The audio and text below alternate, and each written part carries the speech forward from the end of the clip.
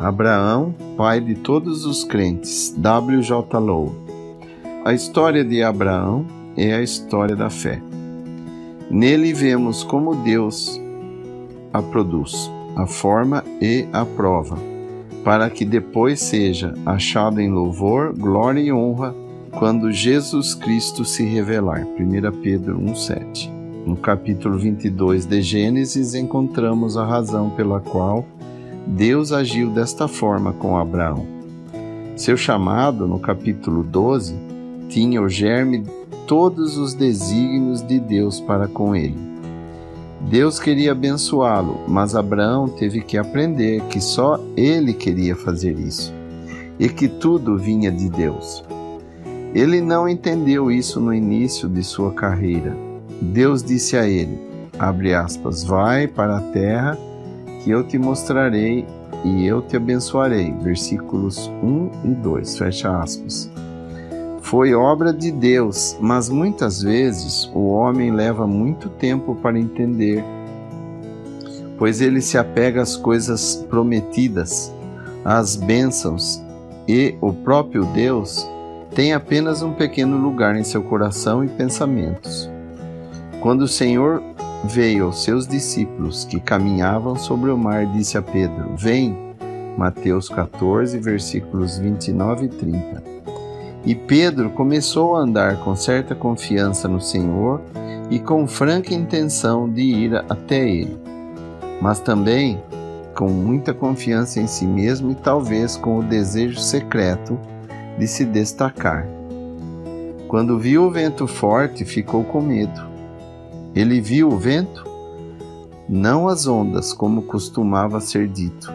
Ele tinha visto as ondas do barco, mas percebeu a força do vento que as agitava apenas quando ele estava fora do barco, e sentiu isso diretamente nele. Jesus não parou o vento para facilitar o caminho do seu discípulo.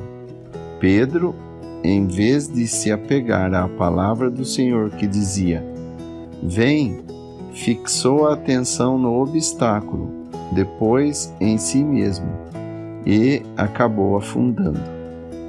É verdade que ele tinha um certo grau de confiança no Senhor, porque em sua angústia clamou a ele, mas não teve confiança para andar em plena comunhão com ele de uma forma em que somente seu poder poderia sustentá-lo.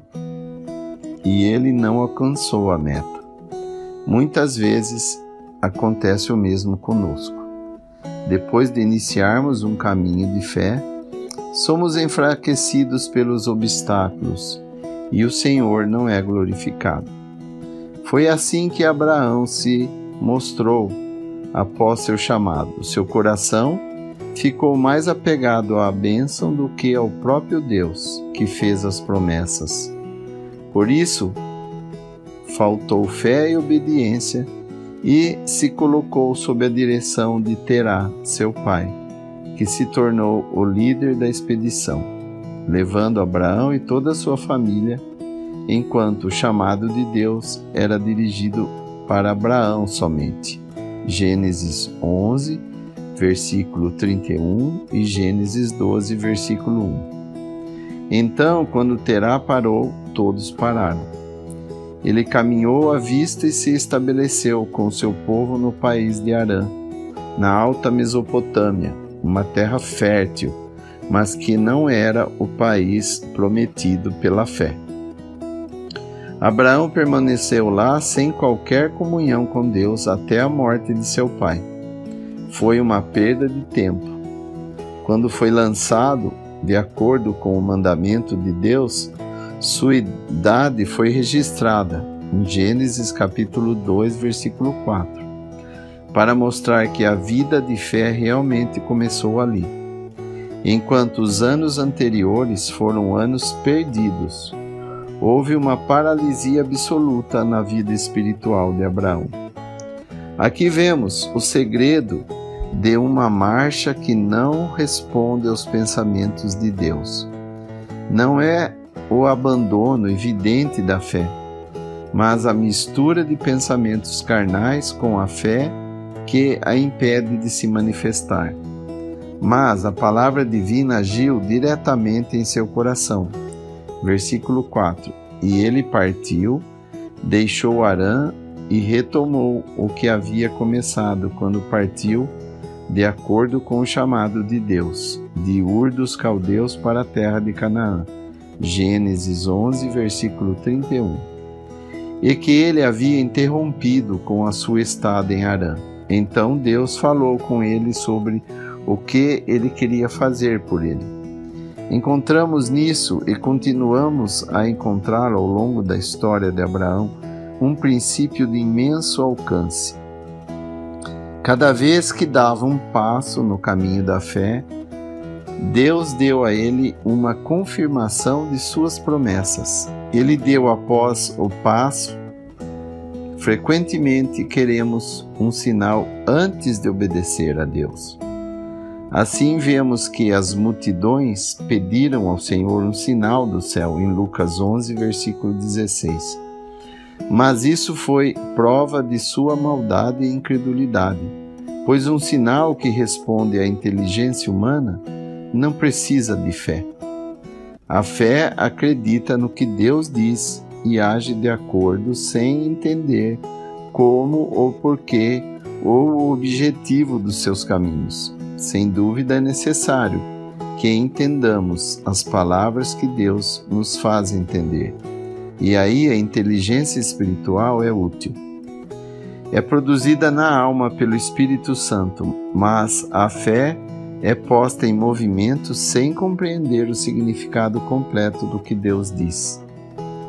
No capítulo 15 encontramos novamente Abraão ocupado mais com as bênçãos do que com o próprio Deus. Deus disse a ele: Eu sou o teu escudo, e a tua recompensa será muito grande. Abraão respondeu: O que vais me dar? Versículo 1 e 2. Se eu tenho um amigo, e toda vez que vou vê-lo, pergunto: O que você vai me dar? Ele vai acabar pensando que eu o amo pelas coisas boas que ele pode me dar e não por si mesmo. Então Deus disse a Abraão para olhar para as estrelas, porque a sua descendência seria assim. Ele não explicou tudo para ele, mas o efeito prático dessa palavra foi fazê-lo se acostumar a olhar para o céu. E ele se tornou um homem celestial, ao colocar em prática o caráter que lhe foi dado em Hebreus 11. Ele buscou uma cidade celestial e uma pátria, e tornou-se um peregrino na terra, não só com respeito ao seu país de origem, que havia deixado, mas também para Canaã. Versículos 13 a 16. Por meio dessas palavras, que ele certamente não entendeu totalmente, ele encontrou o seu lar no céu. Foi o resultado da fé. Ele se tornou o pai de todos os crentes, de acordo com Romanos 4, versículo 11. Nele, a fé encontrou o exemplo mais notável. Abraão creu em Deus e isso lhe foi imputado como justiça. Versículos 3 e 11. Ele poderia ter raciocinado: mesmo se eu tivesse tanto quanto Matusalém, não poderia ter uma posteridade tão numerosa quanto as estrelas do céu. Vou embora sem filhos. Mas Abraão acredita em Deus. Deus disse isso a ele e ele o fará. E daquele momento em diante o céu o interessou. O fato de acreditar no que Deus disse produz um efeito no caminho, nos pensamentos e nos afetos. Embora não entendamos tudo o que ele diz, nem quando ou como cumprirá suas promessas. É assim que se forma a comunhão entre a alma e Deus. Ele quer que experimentemos a alegria que vem de amá-lo. Se você ama alguém, não está apegado apenas ao que pode receber dele, mas à própria pessoa. Você encontrará a satisfação de estar em sua companhia, ficará feliz em ter seus pensamentos e em comunicar os seus. Em uma palavra, ter comunhão com Ele. O ponto central do chamado de Abraão não era a sua recompensa será muito grande, mas eu te abençoarei. O coração exige intimidade, afeição e se satisfaz apenas comungando com seu objeto. Por outro lado, se Deus deu um filho a Abraão, seu desejo era que toda a obra fosse sua. Por esta razão, ele não cumpriu sua promessa até que não houvesse esperança humana do lado de Abraão. Deus disse: eu quero fazer tudo. Não é você um pouco e eu o que resta. Quando Abraão envelheceu e perdeu toda a esperança segundo a natureza de que a promessa seria cumprida, aí Deus interveio. Abraão tinha 99 anos quando Deus apareceu a ele e anunciou que era chegada a hora do filho da promessa. Capítulo 17. O fato de Abraão ter rido naquele momento foi uma expressão de alegria, enquanto, no caso de Sara, no próximo capítulo, foi uma expressão de descrença. E chega então Gênesis capítulo 22. O filho que Abraão teve por tantos anos teve que ser tirado dele. Deus disse: dê para mim. Ele o designou de 4 maneiras diferentes, que lembram a Abraão os exercícios e momentos sucessivos de sua vida como crente. Primeiro, ele disse: seu filho, o que o fez pensar no milagre do nascimento, na intervenção de Deus para cumprir a promessa. Em segundo lugar, seu único, o lembrava da sua falta de fé, que resultou no nascimento de Ismael, que não era o filho da promessa. Não contou, porque as promessas estavam concentradas em Isaque. Depois, Isaque, o herdeiro de tudo, a descendência prometida. E finalmente, quem você ama? As afeições de Abraão tornaram-se apegadas àquele que Deus lhe dera como cumprimento dessas promessas. É como se Deus tivesse dito: não me esqueço de nada do que é este filho para ti. Todos os exercícios de fé a que foi submetido, tudo o que é para o seu coração, tudo está diante de mim, mas peço-lhe que me dê aquele filho. Sem raciocinar, sem pedir explicações, Abraão obedeceu. Isto é fé. Ele partiu com o filho e os criados. Isso foi feito publicamente. Os servos podiam pensar o que quisessem, mas você tinha que obedecer a Deus. Abraão levou tudo o que era necessário para o sacrifício, com a firme intenção de fazer tudo o que Deus mandasse.